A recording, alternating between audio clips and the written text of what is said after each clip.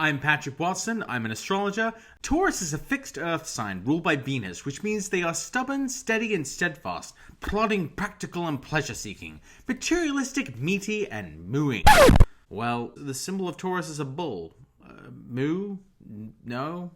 Okay. Moo! Basically, Taurus is all about stuff. The physical stuff you can see, touch and taste. Here are the 10 different types of Taurus. One way you can tell the differences between two Taurus suns is by the aspect configurations the sun has with the other planets. Today we're focusing on the conjunction aspect, where two celestial bodies are close to the same degree in the sky.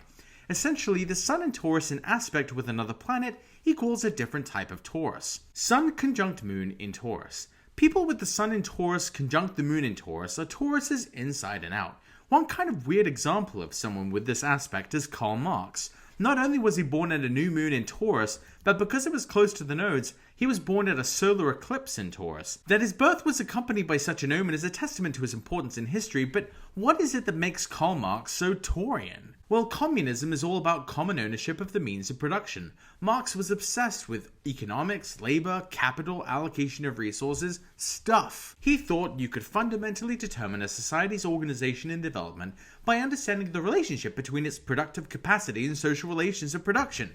In other words, he thought how you deal with stuff tells you who you are. His approach is even called historical materialism, and that is pretty much the most Taurus thing a Taurus sun could ever Taurus. Sun conjunct Mercury in Taurus. Mercury is the speaker, the writer, the trickster, the jester, so usually Mercury is doing something pretty interesting in the charts of stand-up comedians. And one of the best stand-up comedians ever was one of my personal faves, George Carlin. He was born with the Sun conjunct Mercury retrograde in Taurus. This wasn't a regular interior conjunction though, because Mercury's nodes run across Taurus and Scorpio, so Carlin was born when Mercury was actually visibly crossing the face of the Sun, which maybe accounts for why he is often considered one of the greatest stand-up comedians of all time. Carlin's style of comedy and comedic persona is decidedly Taurian, with hilariously materialist takedowns of various forms of bullshit throughout the human experience.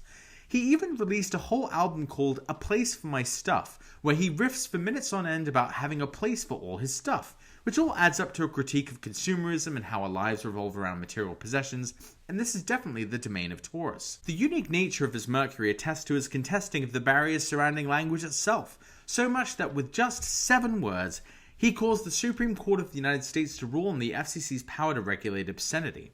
Carlin was a Sun-Mercury conjunction in Taurus for the history books. Sun conjunct Venus in Taurus. Venus is the planet of social relations, beauty, and harmony, and it does well in Taurus, the sign of pleasures and comforts. Someone who was born with the Sun conjunct Venus in Taurus was the First Lady of Song, the Queen of Jazz. I'm talking, of course, about Ella Fitzgerald. It has to be heard to be believed. Her intonation, the purity of her tone, the impressiveness of her range, the dazzling inventiveness of her scat singing. When it comes to singing, Ella is on God level. Interestingly, Taurus rules the neck and the voice, so yeah, that makes some amount of sense for her. Also interestingly, Ella herself was very shy and avoided most social interaction. She didn't hang out with the band, she focused on her music. She was afraid of giving speeches in front of audiences, instead preferring to sing. But Venus is the planet of social relations, so how does this make sense for Ella Fitzgerald?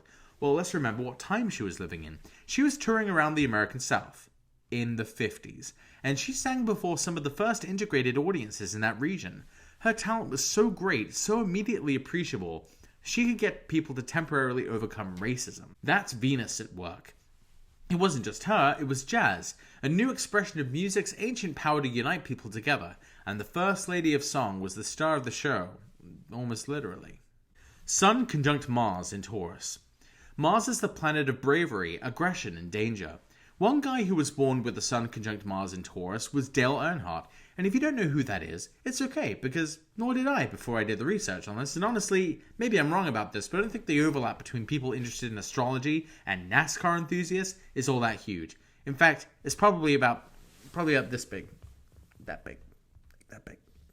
In any case, Dale Earnhardt was a racing champion who was known for his aggressive driving style, and even earned the nickname The Intimidator. Now, NASCAR racing may just look like it's turning left, but actually, no, it is just turning left. But it's over a period of 2 to 3 hours at 200 miles an hour. It does require a lot of stamina, concentration, and strategy. This guy was a pro at it, and it certainly matches the fixed nature of his Mars in Taurus. Unfortunately, Mars is also kind of a dangerous planet, and Earnhardt, a champion racer, famously died in an accident during a race. His solar return prior to his death featured Mars at 26 Taurus, conjunct the degree of Algol, the malefic fixed star associated with beheadings. Earnhardt died due to severe injuries to his head in the crash. So yeah, don't mess around with Mars and Taurus, guys. Seriously.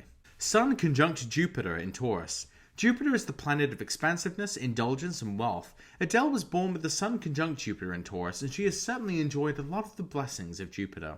She's had success after success, and is one of the world's best-selling artists.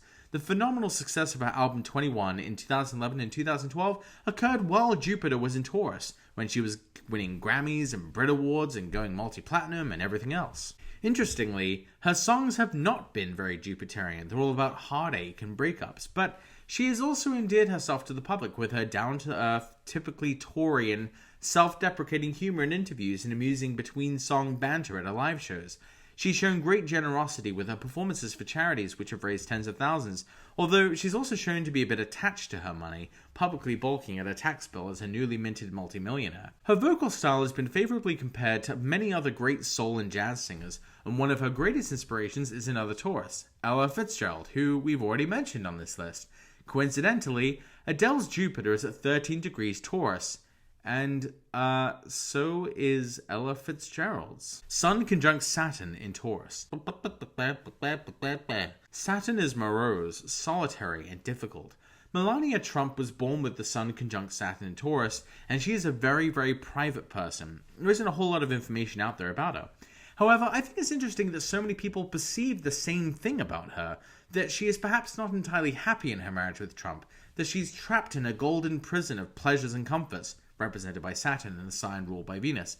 Even if this wasn't actually true and she really is perfectly happy in her marriage, the Sun-Saturn conjunction could still describe being misunderstood in this way. But there's even a hashtag for this perception of her being trapped by Trump in this sugar daddy situation. Hashtag Free Melania.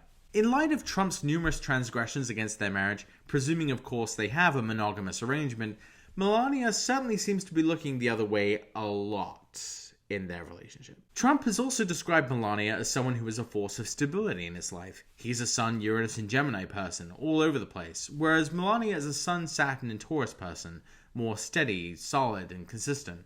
But maybe this is what we should expect from Trump, since he was born with Venus conjunct Saturn, indicating an attraction to Saturnian women. After all, there is another important woman in Trump's life who was born with the Sun conjunct Saturn in Taurus. Trump's mum, Mary Trump. So in a sense, Trump married his mum.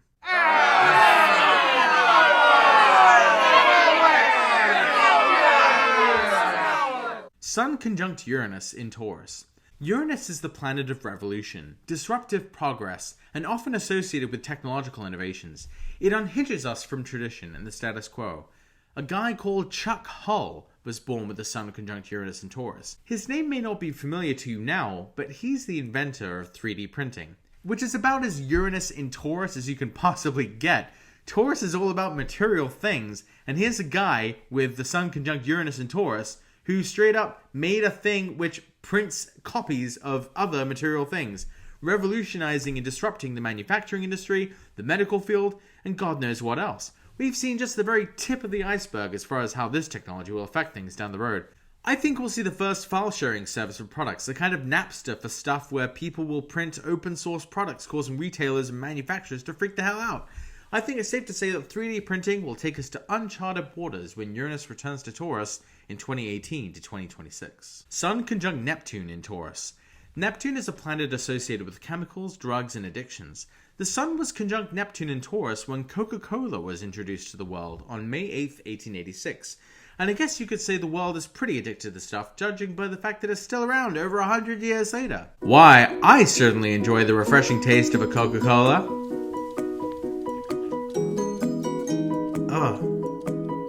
Oh, that's way too sweet. God. I haven't had this stuff in like 2 months. Oh, I can't do that. I can't do that. No, I can't do that anymore.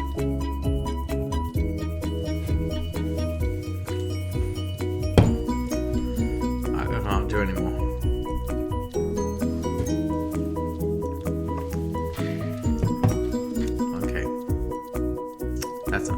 Taurus is ruled by Venus, so of course it's a sweet soft drink. Synthesized pleasure. It originally contained some amount of cocaine, which experienced something of a heyday while Neptune was in Taurus. Sigmund Freud, another sun in Taurus conjunct Uranus, began to experiment with cocaine when Neptune was conjunct his sun in Taurus in 1883. More generally, Neptune in Taurus seems to introduce some addictive substances. When Neptune was in Taurus in 1550, chocolate was first introduced to Europe. A Neptune cycle later in 1710, the French were the first to make coffee drinks out of coffee beans. A Neptune cycle after that, in 1886, we got Coca-Cola. When Neptune returns to Taurus in 2039, one wonders what other addictive brown substance will enter the world.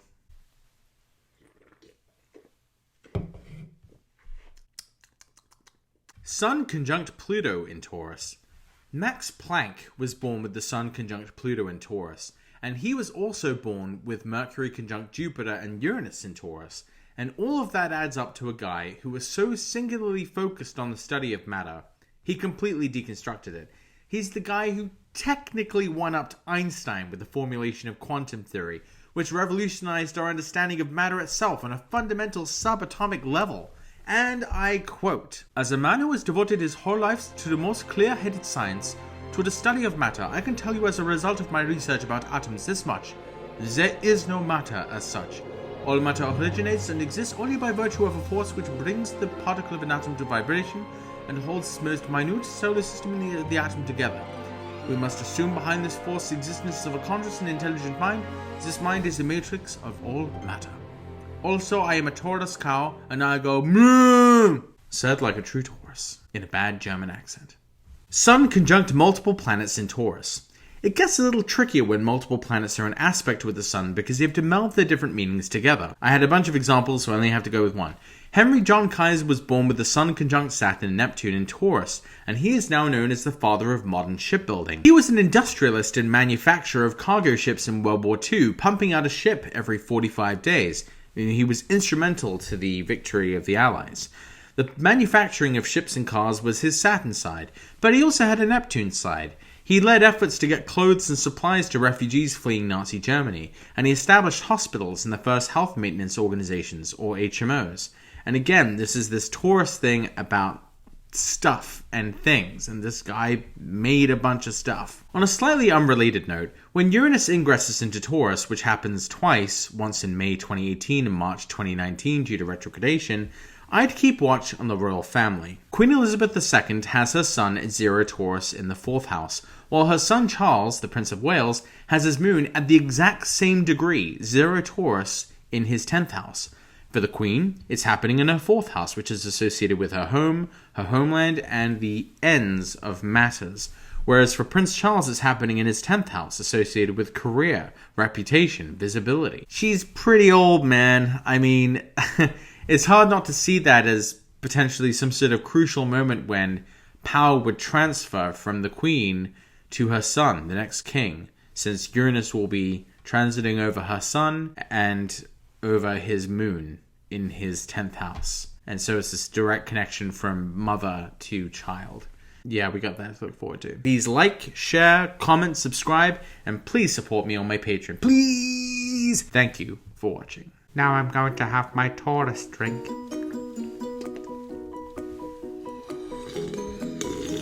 Death and sugar. Tastes like diabetes.